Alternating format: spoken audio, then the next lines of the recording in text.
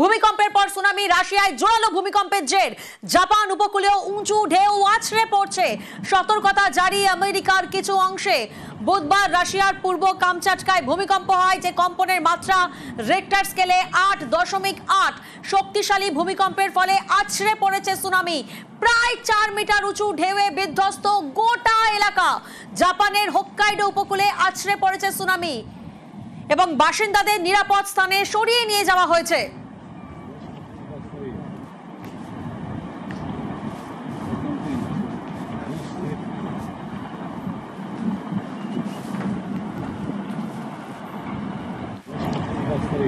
আর এত বড় যে একটা ভূমিকম্প, অর্থাৎ যার তীব্রতা রিক্টার স্কেলে 8.8, যার অভিঘাত এতটা, তার আফটার এফেক্ট কি হতে পারে, তার আফটার শক কি হতে পারে, আমরা একটু বোঝার চেষ্টা করব। নিউজ রুমে রয়েছেন আমাদের প্রতিনিধি অতনু সাপই, সরাসরি অতনুর কাছে যাব।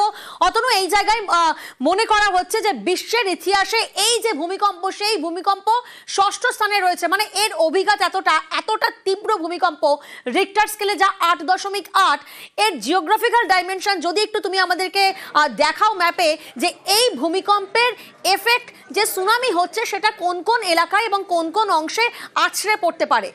এই কামচাটকা উপদ্বীপ, এই উপদ্বীপ দুর্ভাগ্যজনকভাবে এমন একটা জায়গায়, সেই জায়গাটাকে বলা হয় রিং অফ ফায়ার। সে প্রসঙ্গে আসছি, তবে বলে নিয়ে এই 8.8 রিক্টার স্কেলের মাত্রা, এর থেকেও ভয়ঙ্কর একটা ভূমিকম্প এই কামচাটকাই দেখেছে। পৃথিবীর ইতিহাসে লেখা থাকবে 1952 সালে এখানে ভূমিকম্প হয়েছিল 9.1। আর এই 8.8 রিক্টার স্কেলে আসার আগে গত 1 মাস ধরে একবার 7.4, একবার 6.2 এবং তারপর আরও 4 থেকে 5 বার ভূমিকম্প হয়েছে। প্রভাব কোথায় কোথায় পড়ছে, প্রভাব কদিন ধরেই পড়তে শুরু করেছে বা মাসখানেক ধরেই পড়তে শুরু করেছে, ভবিষ্যতে আরও প্রভাব পড়বে কিভাবে? আমি বলছিলাম রিং অফ ফায়ার। আমার এখানে কামচাটকা, এখান থেকেই জাপান, ফিলিপিন্স থেকে শুরু করে এদিকে আমেরিকার বেশ কিছুটা জায়গা। এখানে পৃথিবীর 75% আগ্নেয়গিরি রয়ে গেছে, অর্থাৎ সমুদ্রের নিচে এবং এই কিছু কিছু ল্যান্ডে এখানে পৃথিবীর 75% আগ্নেয়গিরি, যে আগ্নেয়গিরিগুলো থেকে ভলকানো বেরোয়, আর্থকোয়েক হয় এবং সেই জন্য এই জায়গাটাকে বলা হয় রিং অফ ফায়ার। এই রিং অফ ফায়ারের মধ্যে পড়ছে কামচাটকা। তো কামচাটকার ম্যাপ যদি আমরা দেখি, আজ ঠিক এইখানে ভূমিকম্প হয়েছে, ঠিক এই জায়গাটায় ভূমিকম্প হয়েছে কামচাটকায়। এর প্রভাব কোথায় পড়তে পারে? যে নীল জায়গাটা আমরা দেখছি, এই নীল জায়গাটা হলো সমুদ্র। প্রভাব সমুদ্রে সবচেয়ে বেশি পড়বে, তার কারণ জলস্তর একদিক থেকে আরেকদিকে শিফট করবে। এখানে প্রশান্ত মহাসাগরীয় প্লেট রয়েছে এবং তার সঙ্গে রয়েছে উত্তর আমেরিকান প্লেট। এই দুটো টেকটনিক প্লেট যখন একটা আরেকটার সঙ্গে ঘষা খায়, তখনই ভূমিকম্প হয়। তো এই ভূমিকম্পের ফলে জলস্তর এদিকে বা এদিকে যাবে। এখানে কামচাটকা, এখানে যখন ভূমিকম্প হয়েছে, তার ফলে কি হয়েছে, আমেরিকার এই বিস্তীর্ণ এলাকায় পশ্চিম উপকূলে এখানে পুরোপুরি সতর্কতা জারি করা হয়েছে, একেবারে মেক্সিকো এবং গুয়াতেমালা পর্যন্ত। কেন? তার কারণ এইখান থেকে এই সমুদ্রের জল, এই টেকটনিক প্লেটের নাড়াচাড়ার জন্য সমুদ্রের জল আস্তে আস্তে এদিকে শিফট করে এখানে জলোচ্ছ্বাস হবে।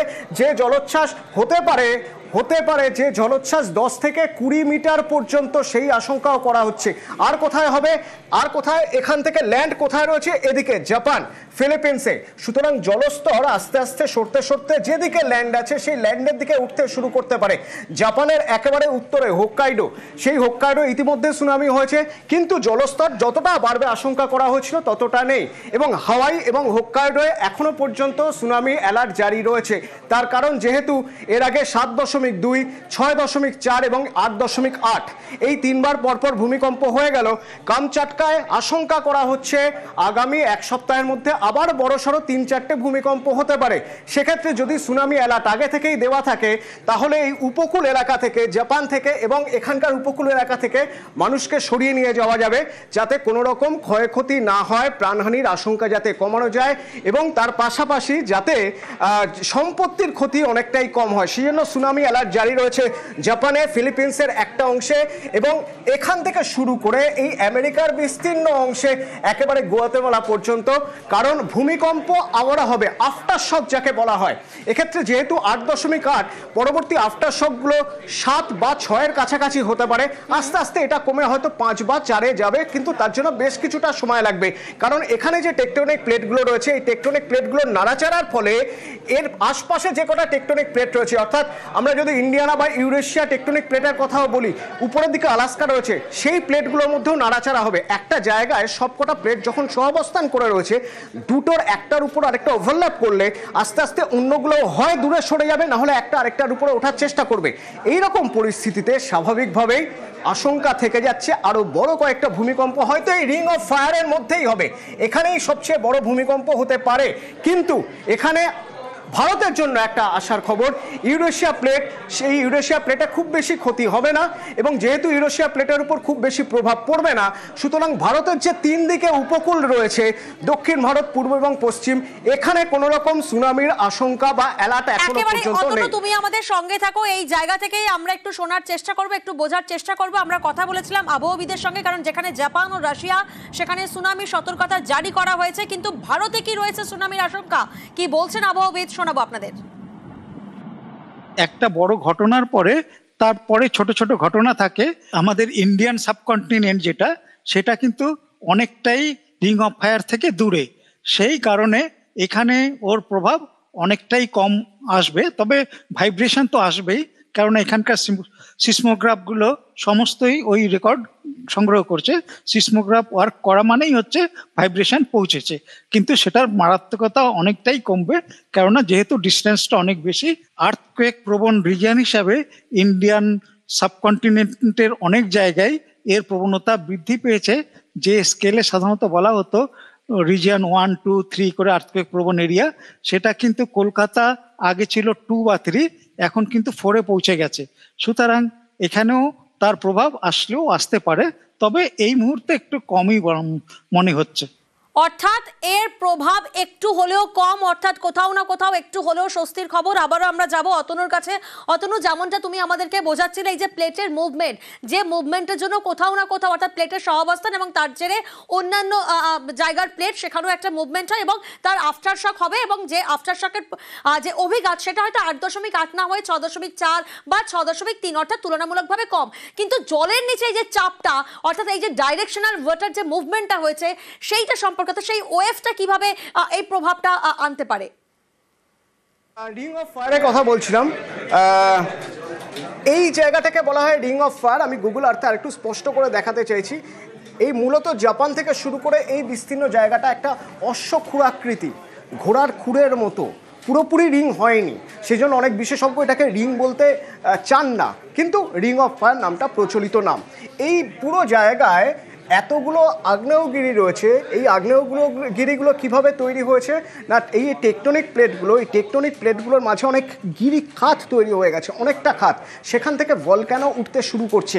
এই জায়গাগুলো মূলত সবচেয়ে গুরুত্বপূর্ণ। আমি গুগল আর্থ আরেকটু ছোট করে নিচ্ছি, তাহলে আমাদের বুঝতে সুবিধা হবে যে কোথায় কোথায় কতটা প্রভাব পড়তে পারে। এই হলো কামচাটকা।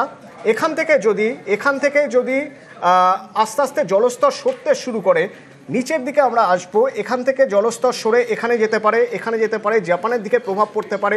আর টেকটনিক প্লেটের শিফটের জন্য আফগানিস্তান, রাশিয়া, আফগানিস্তান এই পর্যন্ত টেকটনিক প্লেট পাকিস্তানে শিফট করতে পারে। খুব বেশি হলে আমাদের উত্তর ভারতে হয়তো কিছুটা হলেও প্রভাব পড়তে পারে, তার বেশি প্রভাব পড়বে না একেবারেই। অতনু, তবে স্বস্তির খবর, এখনো পর্যন্ত কোনো হতাহতের খবর মেলেনি।